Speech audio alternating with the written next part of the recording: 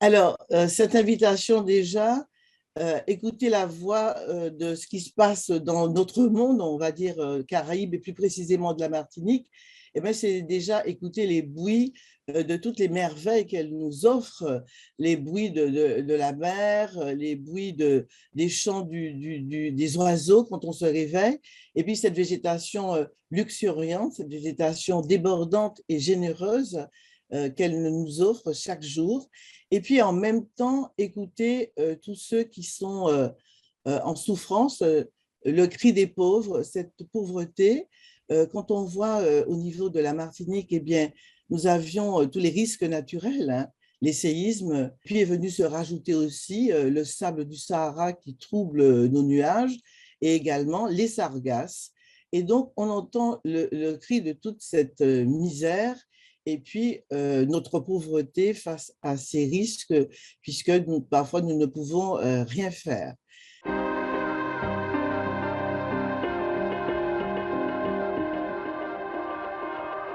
L'objectif de ce réseau, c'est permettre justement l'appropriation de l'encyclique du pape.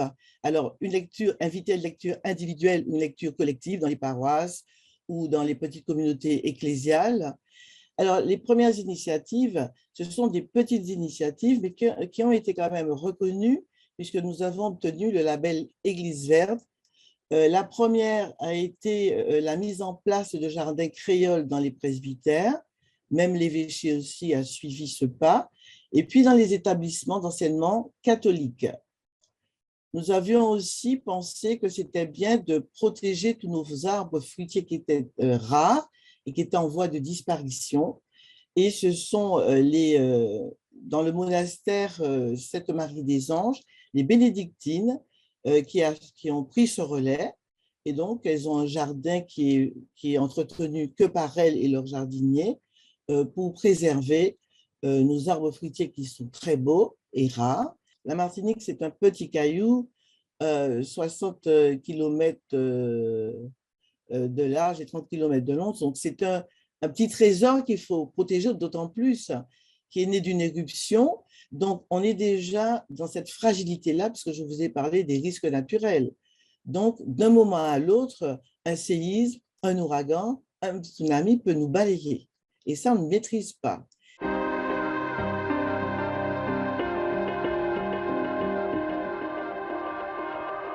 Une prière, je dirais, d'action de grâce, pour dire merci au Seigneur pour tout ce qu'il a fait de beau, de bien dans cette nature et dans le monde, et puis dans les relations qui sont belles. On peut lui rendre grâce pour tout cela, et que le Seigneur nous accompagne pour développer tous nos sens, je disais, l'ouïe, l'odorat, pour être en relation constante avec cette nature, avec les hommes, pour former une famille